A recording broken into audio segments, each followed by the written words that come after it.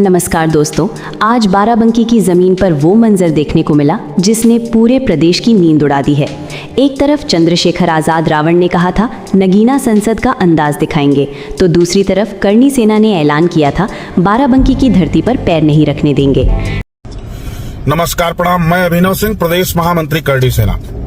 Azad Samaj party के राष्ट्रीय अध्यक्ष हमेशा हिंदुओं को और सवर्णों को गाली देने वाले चंद्रशेखर रावण का कार्यक्रम बाराबंकी की धरती पर लग रहा है। बहुत दिनों से इनकी प्रतीक्षा थी। सभी करणी सैनिक तैयार रहे। इस चंद्रशेखर रावण को मुंहतोड़ जवाब देना है।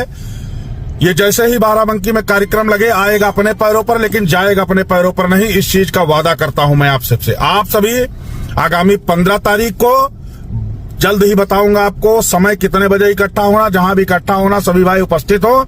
इस चंद्रशेखर रावण को मुंहतोड़ जवाब दिया जाएगा। ये एक हमारे साथ कुठाराघात करने वाला इंसान, जो दलितों को बरगला करके उनसे जो है उनकी हम सिंपैथी लूटने का, उनके नाम पे वोट लेकर मुसलमानों की सरपरस्ती करने का इसके ऊपर आरोप है। इसको बाराबंकी की धरती पर आने नहीं देंगे। ये एक करणी सैनिक का वादा है। लेकिन इससे भी खौफनाक मंजर वो है जो सामने आया है, जब चंद्रशेखर आज़ाद की सभा वाले मैदान पर एक शख्स ड्यूटी का बहाना बनाकर कमर में पिस्तौल लगाकर पहुंच गया और बोला, मैं ड्यूटी कर रहा हूं, प्लीज साइड करो। ये वो सनसनीखेज खुलासा है जिससे बाराबंकी पुलिस के पसीने छूट गए और सवाल खड़े हो गए कि आखिर ये शख्स कौन था, किसकी धमकी थी और कैसे हथियार के साथ मैदान में घुस गया। क्या ड्यूटी पे हैं क्या आप? तो ऊपर जाने से मना कर रहे थे क्या आपको? लोगों ने मना कर दिया क्या? नहीं, ड्यूटी पे ड्यूटी जा रहे हैं। अच्छा, ये पिस्टल लगा के आप गए थे? क्या है, किस बात पे हैं आप? अच्छा, तो रोक दिया उन लोगों ने? खतरा है क्या इनको? खतरा था क्या? क्या नाम है आपका? नाम क्या भैया? Head constable Amit Kumar. अमित जी, का दावा है। अच्छा, उन्होंने यहाँ पर ड्यूटी पर थे, ऑन ड्यूटी पर थे। क्या चंद्रशेखर से डर था क्या उनको? क्यों भैया, चंद्रशेखर से को डर था क्या? आप किसी को क्यों कर रहे थे? कहाँ से क्यों? हैं आप? हम तो बोल पुलिस लाइन से हो? मेरे सहयोगी किस्मत अली ने पूरे मामले की इंटरनेट से गहन रिसर्च की है और बाराबंकी से वो हर उस परत को खोलकर सामने रख दिया है जिसे प्रशासन छुपाना चाहता है।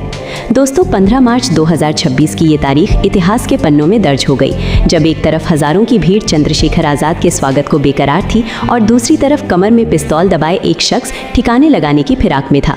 बाराबंकी का रामनगर इलाका हैदरगढ़ रोड स्थित किसान भट्टा बड़ेल मैदान, जहाँ कांशीराम जयंती के मौके पर चंद्रशेखर आज़ाद की जनसभा होनी थी, उस मैदान पर वो शख्स पहुंच गया। अब सवाल ये उठता है कि आखिर ये ड्यूटी का बहाना था या कोई सुपारी देकर भेजा गया था। करणी सेना के प्रदेश महामंत्री अभिनव सिंह ने 12 मार्च को ही सोशल मीडिया पर वायरल बयान में सीधा ऐलान कर दिया था कि भीम आर्मी प्रमुख चंद्रशेखर आज़ाद रावण को बाराबंकी की धरती पर पैर नहीं रखने दिया जाएगा। उन्होंने चेतावनी दी थी कि यदि चंद्रशेखर जिले में आते हैं तो करणी सेना के कार्यकर्ता सड़कों पर उतरकर पुरजोर विरोध करेंगे। लेकिन जो हुआ वो विरोध से बढ़कर था। करणी सेना के इस कड़े रुख पर बहुजन आर्मी के राष्ट्रीय अध्यक्ष देवा रावत ने पलटवार किया था और कहा था कि चंद्रशेखर आज़ाद को रोकने की कोशिश हुई तो इसका अंजाम पीढ़ियां याद रखेंगी। दोनों पक्षों के बीच बयानबाजी के बीच एक शख्स, जिसका नाम अभी सामने नहीं आया है, वो पिस्तौल लगाकर मैदान में घुस गया। जब चंद्रशेखर आज़ाद का काफिला बाराबंकी की सीमा में दाखिल हुआ तो पत्थरबाजी शुरू हो गई। चंद्रशेखर ने बाद में कहा, ये पत्थर मुझ पर नहीं, प्रदेश सरकार के कानून व्यवस्था के दावों पर फेंके गए हैं। लेकिन सबसे बड़ा सवाल ये है कि जिस शख्स ने ड्यूटी का बहाना बनाकर कमर में पिस्तौल लगाई और मैदान में घुस गया, उसे किसने भेजा, उसकी ड्यूटी क्या थी और कैसे वो हथियार के साथ पुलिस की आंखों में धूल झोंककर अंदर तक पहुंच गया। चंद्रशेखर आज़ाद ने इस घटना पर कहा कि हम धमकियों से डरने वाले नहीं हैं, हम सिर्फ संविधान से डरते हैं। उन्होंने कहा कि जिस तरह ईरान के लीडर अयातुल्ला खामेनेई का रिश्ता बाराबंकी की मिट्टी से रहा और उन्होंने डरने या समझौता करने के बजाय शहादत के रास्ते को चुना, उसी तरह वे भी जुल्म के खिलाफ झुकने वाले नहीं हैं। उन्होंने 2027 में उत्तर प्रदेश से भाजपा की सरकार को उखाड़ फेंकने का आह्वान किया। बाराबंकी की सदर विधानसभा सीट पर अपनी दावेदारी ठोकते हुए उन्होंने कहा कि जिस तरह नगीना की 5 विधानसभाओं में भाजपा को धूल चटाई गई, वही इतिहास अब पूरे उत्तर प्रदेश में दोहराया जाएगा। लेकिन दोस्तों, ये घटना सिर्फ राजनीतिक बयानबाजी से आगे की है। एक शख्स का पिस्तौल लगाकर मैदान में घुस जाना और ये कहना कि मैं ड्यूटी कर रहा हूँ, प्लीज साइड करो, ये किसी गंभीर साजिश की तरफ इशारा करता है।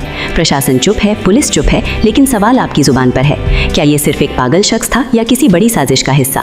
क्या करनी सेना की धमकी को अंजाम देने की कोशिश थी? और सबसे बड़ा सवाल ये कि आखिर ये शख्स पुलिस की नाक के नीचे हथियार लेकर कैसे पहुंच गया? देखा दोस्तों, ये सिर्फ एक राजनीतिक रैली का विवाद नहीं था, ये लोकतंत्र पर सीधा हमला था। चंद्रशेखर आजाद की जुबान में तीखापन हो सकता है, लेकिन उनके कार्यकर्ताओं के खून में संघर्ष बहता है। बाराबंकी की इस जंग ने एक बार फिर साबित कर दिया, सियासत सिर्फ कुर्सियों की नहीं बल्कि सड़कों की भी होती है, और जान की बाजी लगाकर भी अपने नेता के लिए खड़े होने वाले कार्यकर्ता किसी से कम नहीं। दोस्तों, अगर आपको हमारी ये रिपोर्ट पसंद आ रही है और आप भी ऐसी ही जमीनी सच्चाई देखना चाहते हैं तो अभी रिपब्लिक भारत टाइम्स को सब्सक्राइब कीजिए। बस एक क्लिक और आप बन जाएंगे हमारे इस सफर के हिस्सेदार। और हाँ, इस रिपोर्ट पर अपनी राय हमें जरूर बताइए। आपको क्या लगता है, बाराबंकी में पिस्तौल लेकर घुसा वो शख्स कौन था? उसे किसने भेजा? कमेंट में लिखकर बताइए। और अगर रिपोर्ट पसंद आए तो लाइक करना मत भूलिएगा। साथ ही हमारी और भी एक रिपोर्ट स्क्रीन पर दिख रही है, जहां चंद्रशेखर आजाद ने करनी सेना की धमकी पर चौंका देने वाला बयान दिया था। वो वीडियो जरूर देखिए। भाई, हम संघर्ष करने वाले लोग हैं, हम धमकियों से तो नहीं डरते, और मैं तो संवैधानिक व्यक्ति हूँ, लेकिन हम चमड़ा उतारना भी जानते हैं, उसका जूता बनाना भी, और समय आने पे उसको सर पे पटक के मारना भी जानते हैं। तो हम बड़े सज्जन लोग हैं, संविधान को मानने वाले लोग हैं, लेकिन डरते किसी से नहीं।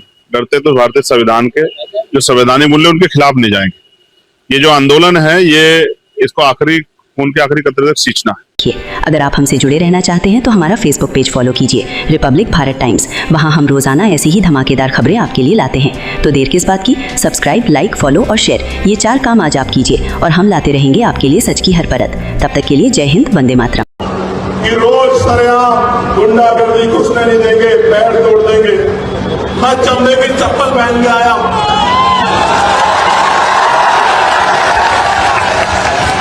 और भीम आर्मी का, आजाद समाज पार्टी का झंडा और डंडा दोनों इतने मजबूत हैं। और मैं बता देना चाहता हूं कि हम चमड़ा उतारना भी जानते हैं, उसका जूता बनाना भी जानते हैं, और समय आने पर सर पे पटक के मारना